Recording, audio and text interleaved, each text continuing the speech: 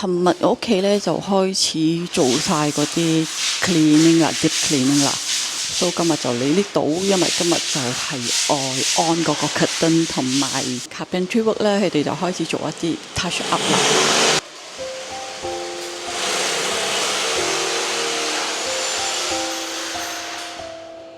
咁咧，而先咧，因為 because 呢度我就有安嗰啲 aircon 位嘛，咁樣如果避免佢 drill 到你嘅 aircon 排冰咧，最好就預備一個圖，好似咁樣咯。呢個係 before renovation， 我就要影低晒佢全部嘅閉邊嘅 area。有時睇網上啊，嗰啲 deep cleaning 啊，佢哋係真係一隻一隻去擦到好乾淨嘅。咁樣放我咁樣嚟睇，我成間屋企其實係乾淨，但係未去到嗰種係好乾淨。But anyway， 佢哋 after this 都係仲係需要 touch up 嘅，所以到其時可能就自己就仲需要再去 clean 多一輪啦。呢個就我自己去執啦。因為 by the time 我 move in 應該都係一定會污糟同埋有灰塵嘅。成間屋企都差唔多七七八，just 係呢啲 skirting 係未執俾我嘅。skirting 嘅人就下一個星期去先至得閒，所以呢啲都係未安嘅。同埋呢啲 skirting， 呢個係我 display room 嘅 skirting。咁我呢度咧都係會有一個玻璃嘅啦，都係未安上去，因為係玻璃訂咗係未到嘅。同埋呢度嘅 skirting 啦。尋日做 clean 嗰陣時咧，咁佢就唔知點解佢同我 remove 咗呢一嚿嘢啦。好彩嗰日又拍低，嗰日係 OK 嘅，佢就唔知點解，可能佢要抹入邊，唔小心整甩咗，所以就需要叫佢哋再冚翻。主人房嘅廁所咧，其實有一嚿嘢係呢個係好似生鏽咗嘅。如果大家知道可以點樣 clean， 就可以話俾我知。咁我呢個咧就唔知點解安唔到咗，呢個都需要佢哋 check。同埋阿冧都係暫時係唔 work 嘅，冇 function 咗，唔知點個乜嘢位啊？可能係唔記得駁翻。依家就係拆我嘅雪櫃嘅儀式。買咗咁耐，我自己都未睇過嗰個雪櫃。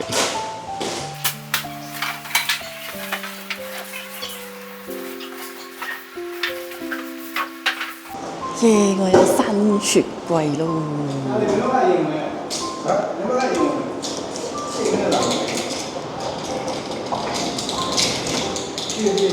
希望可以 fit 到入去啦。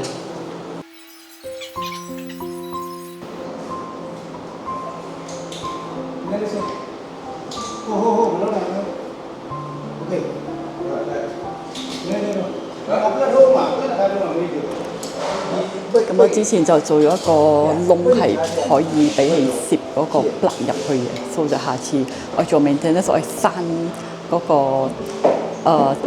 開閂掣會比較容易啲。咁樣睇翻我 guest room， 我 guest room 嘅 curtain 就已經安咗啦。咁樣 for 呢個 guest room 嘅話，我就揀咗呢個係roller curtain 啦。其實我都唔記得我自己揀開咩卡啦。呢個卡啦，好似係少少灰又帶少少青青地。因為其實呢度嘅作用係愛遮嗰個太陽嘅啫。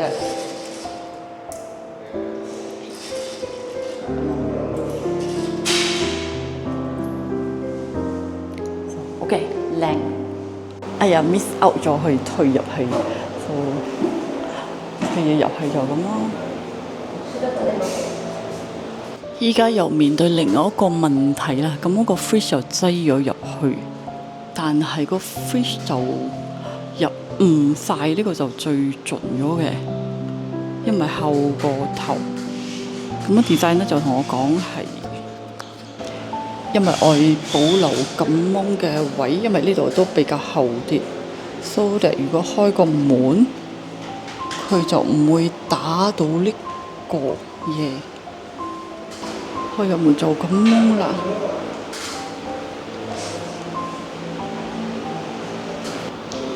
而家就到我嘅curtain啦，curtain就安咗兩個 rail 喺入邊。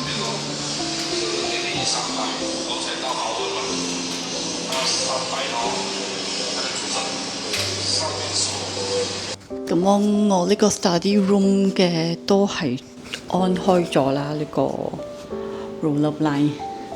咁我今次呢個我揀嘅 material 就係咁樣啦，有少少透光嘅。初期我就係揀白色 ，after 咧我就改變我旨意，就揀開呢個灰色啦。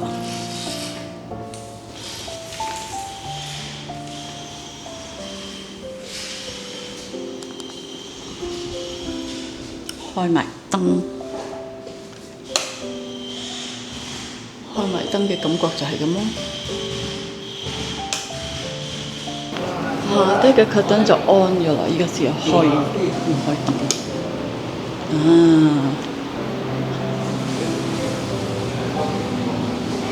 終於有個 curtain 唔使咁曬。之前嗰個 salesman 就介紹我啦，佢係呢種花紋，佢講呢個係比較靚啲嘅喎，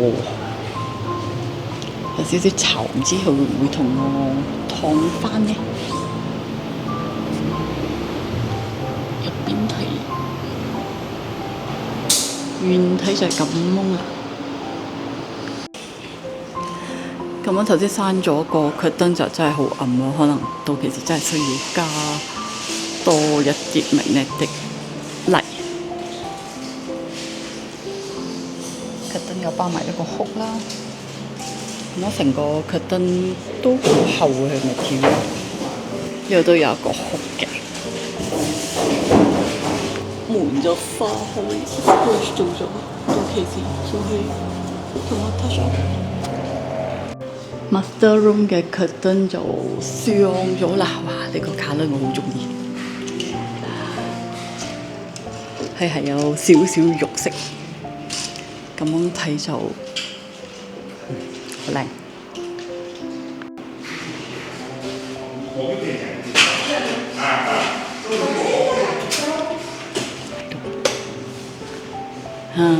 開咗燈就係咁樣噶啦。而家就同我接啊！咁我靚啲啊！我頭先唔識接，專業人士呢筆。媽媽房就同我嘅主人房嘅colour係一樣，但係之前係疏忽咗冇同佢做咗呢個 curtain 嘅 LED， 所以就比較暗咗啲啦。而家開燈，你睇下，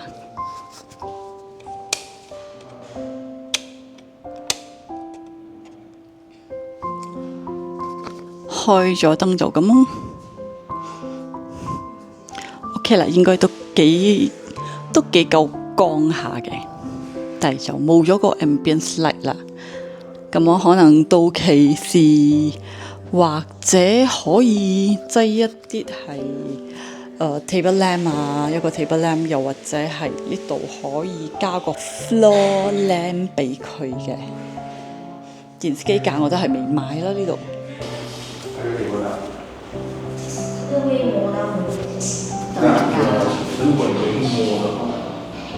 Hello， 大家好啊！咁我又嚟新嘅一日啦。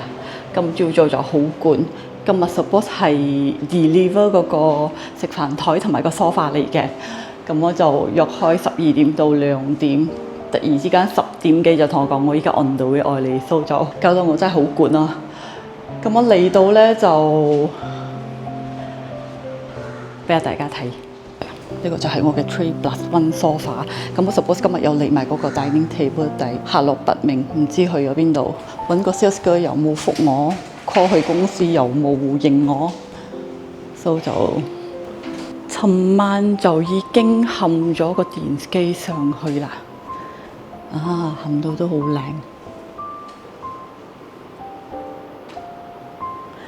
依家佢哋就喺度同我 touch up 緊嗰啲壁櫃啦，係嗰啲師傅好專業。今日咧就係 touch up 師傅就 touch up 嗰啲cabinet嘅邊啦，咁我cabinet係做好咗咧，仲要拉一個邊嘅。咁我頭先問咗師傅啦，佢就係自己喺度溝嗰啲色嘅。咁啊頭先呢條界咧都係白色噶啦，咁佢就同我拉咗邊啊，自己溝個卡啦，你咁樣拉。咁我好似呢種啦，就係未拉邊噶啦，你可以睇到係有黑色一條界嘅。咁我聽日師傅就會溝呢個色啦，咁樣嚟做一個拉邊咯，比起美觀啲。呢啲就係執咗邊之後噶啦。尋晚夜晚又面對到一個難題，因為我賣嘅電視機咧，喺入邊居然留咗嗰個鍋貓俾我就一下都蹲咗，一下就冇抹咗。因為今次我俾我自己任性一次，我就走去買咗呢個 Samsung The Frame 啦。呢個係我好中意嘅電視機啦。咁樣係佢哋拆開入邊係真係冇嗰個鍋貓嘅。我有睇其他嗰啲銀幕星嘅 video， 佢哋其實一打開個箱係已經有一個盒喺入邊，但係偏偏就 miss out 咗嗰個箱喺嗰度。佢嘅電視機嘅 stand 就有 controller 嘅 unit 就有，同埋嗰個 remote control 嗰啲都有，係唯獨是係冇嗰個鍋貓。所以依家係我嘅電視機架係暫時係冇得擠上去嘅。所以今日係其實有少少逼迫啦，同埋有少少難過啦。因為第一鍋貓已經唔見咗 ，OK， 第二尋日睇個雪櫃又突出嚟好多啦，突出嚟少少唔緊要，突出嚟好多。咁我都有去研究其他嗰啲人嘅，咁其他嗰啲人其實都係有咁嘅問題，除非佢嘅 design 咧同佢custom 個入邊咧係非常之深啦，咁樣就可以 fit 到嗰個雪櫃係靚嘅。咁樣就呢個係第二個問題。之後第三個問題就係嗰個 dining table 啦 ，suppose 好開心噶嘛，有 sofa 用埋 dining table 入，我就可以慢慢做 cleaning packing 就可以搬入嚟啊。但係點不知個 dining table 又偏偏唔知去咗邊度，我冇諗到佢哋係 separate deliver 嘅。所以依家都唔清楚 delivery man 咧，頭先就同我講係哋收到我覺得係淨係 deliver 個 sofa 啫。對於嗰個 dining table 就唔清楚啦，可能係有第二批人或者係 direct supplier 會 send 過嚟，but 係咪今日就唔知道 ，Jessica 又揾唔到。So 我係點樣咧？我依家喺度等，我唔知我係點樣。2000 years later， So 開始嚟啦，係嗰啲 dining table。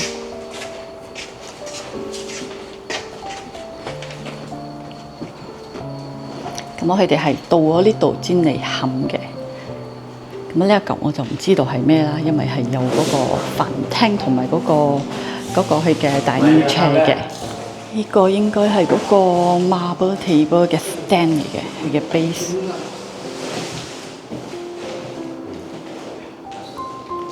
應該係好重。佢係咁樣。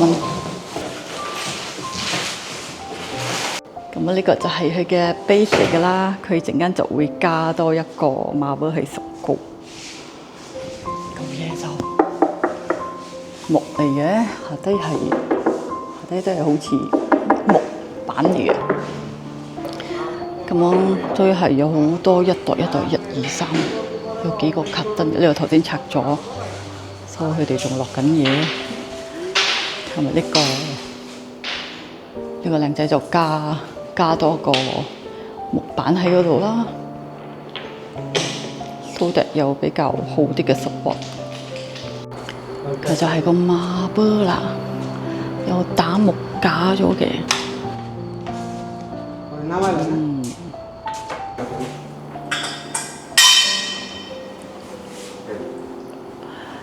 咁佢哋係好扮啦，因為有 mini trolley for 呢個 marble。Ini 20 menit tunggu, ini boleh kirim. 佢哋 before stick 個 marble 咧，佢哋係會有一個 glue 嘅，佢就叫我20分鐘就唔好移佢啊。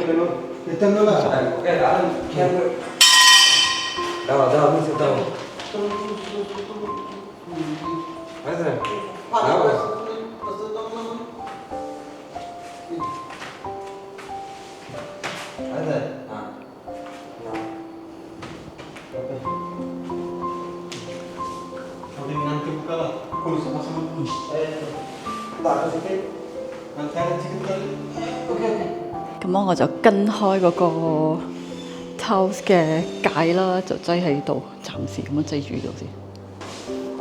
到其時個 spotlight 移過少少，應該 OK 啱啱好。到時就 plan 會擠一幅畫喺嗰度，so that我食緊飯嗰陣時可以欣賞下。咁sofa其實如果跟個圖嚟講咧，呢個 one seat 都係 should be 喺度嘅，但係我自己又推唔喐呢個 three seater 嘅 sofa， 因為實在太重啦，可能係我 remove 晒呢啲，可能會比較容易推啲，因為我唔知佢入邊係有幾厚啦。依家就喺度 assemble 緊嗰個凳啦，凳都係原來嚟到呢度先至嚟砌嘅。依家佢哋就 screw 緊嗰啲凳嘅腳。第一張凳入嚟嘅。哦，ini boleh buka punya。哦，佢係用嗰個 Velcro 嘅。所以你下一次你愛洗或者愛maintenance下低嘅話咧，你就 just 係咁樣搣開佢就得啦。嚟睇下其中一張凳先。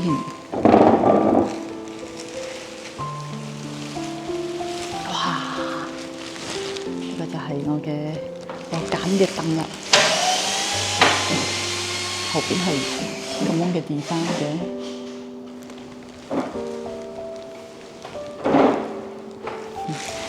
呢個就係 fabric 嘅。咁我揀嘅就係呢個高嘅車啦 ，so that 下次坐住可以撐住啦。咁樣就超過20分鐘咗啦，師傅就依家喺度拆緊嗰個木架。陣間就可以睇嗰個marble㗎啦。